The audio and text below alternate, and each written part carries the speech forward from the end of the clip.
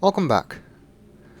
We're here in the slave cages in the backside of Teledahn. And we're looking at these panels which, as I said last time, indicate the combination to the cages. So we need to push down panels 2, 4, 6 and 7 as indicated on the map. But we can only push down one at a time, because when we get off them they go back up. Now what we need to do here is use these objects lying around, push them onto the panels to keep them down. That's number 2. That's 4. Let's make sure that I'm actually doing this right.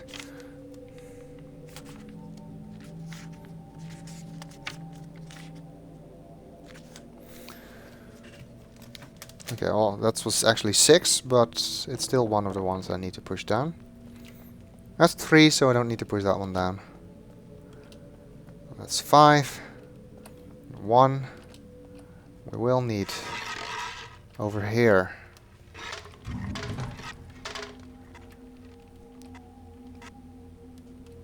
Number 7. Actually, no, this is 6. That one was 7. Reading the map wrong. Okay, now if we got it right, the door will open, but if we get off this one, we'll close again. There's 2 ways you can actually do this. You can use the objects to keep it down, or you can just run under the door very quickly. I'm gonna use the object. Just move a stone onto the panel.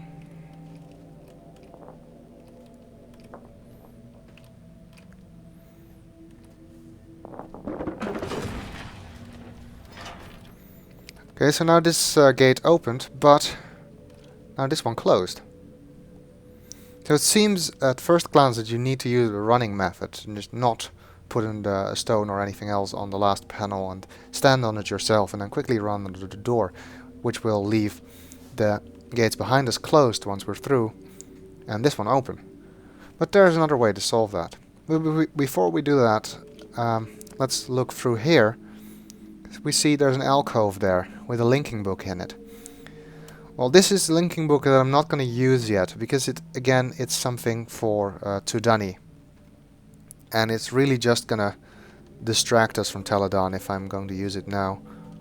Also, I need to walk a long way around to use it, so let's not do that yet. Here are the panels that indicated the combination. Now they don't just indicate the combination, you can actually use them to change the combination by using these poles. Now that the combination is changed, our pattern on the other side isn't correct anymore. So the gates closed again, and this one opened. One of the effects of that is that the alcove also closed. This alcove is only open as long as this gate is closed, so we cannot easily get to that linking book. Well, I'm not going to do the stuff to get to the linking book now, because as I said, we won't really need what it leads to until we get to Teledahn. So for now, let's just go outside. This takes us to another side of Teledahn. Some more mushrooms to look at. These creatures, the flappers, which we now know eat these spores.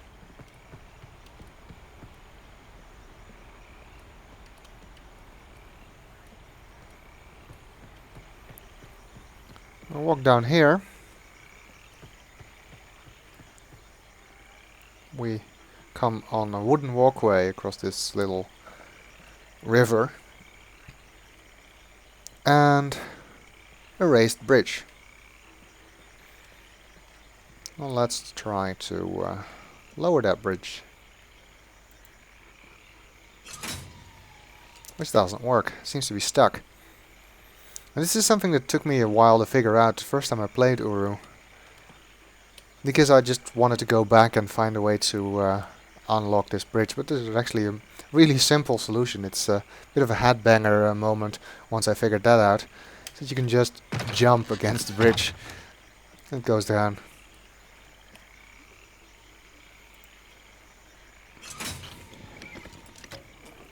And now we can lower it all the way. You don't need to lower it all the way to get across this way, but if you don't lower it all the way, you cannot go back. And that's not really important right now, but once we want to get to that book in the alcove, we do need to go that way, so it's important to lower the bridge. Let's see this machine here. It seems to flap its wings and spew some spores from here.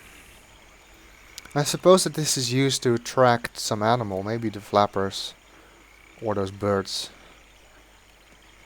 They can attract them to catch the animals. What they use them for, I don't know.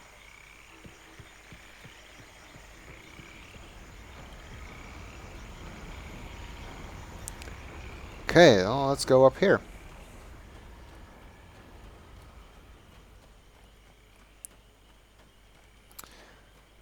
And we come to the sea.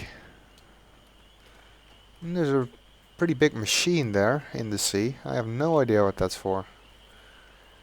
I think maybe for processing the water or something, because it appears to have a pipe coming from it, and it is in the water. So maybe it's processing the salt water to make sweet water or something like that. That makes the most sense to me anyway. And there goes one of those birds. I'm not sure if you can fall down here. No, apparently not.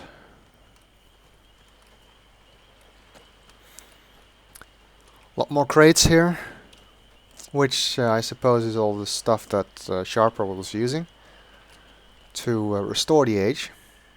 So he talked a lot about crates he was moving around in his journal. We also see another journey cloth up there, so let's touch it. One thing that Uru does a little bit too much is have these places where you have to jump across. That's a bit annoying, because when you fall down, sometimes you have to link back to Relto and link back to the age, walk back to where you were. Because you cannot just arbitrarily save anywhere in this game.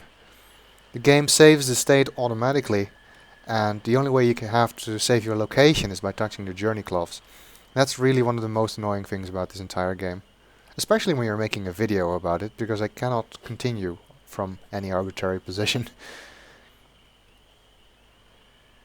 Okay, let's check out the inside of this building, which I guess is another mushroom and not a real building.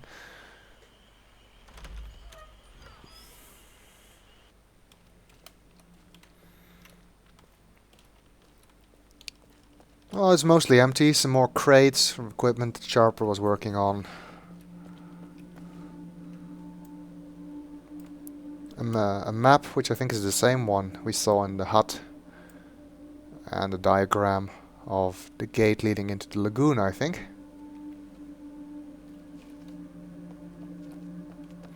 And another drawing of this creature, the same one we saw in Sharper's office in the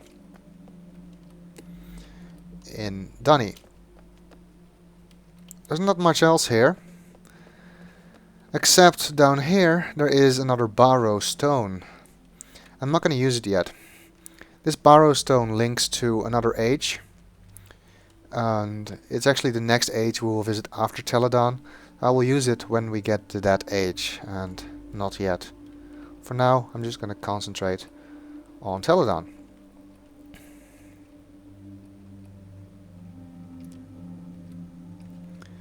Well, let's see what's behind this door.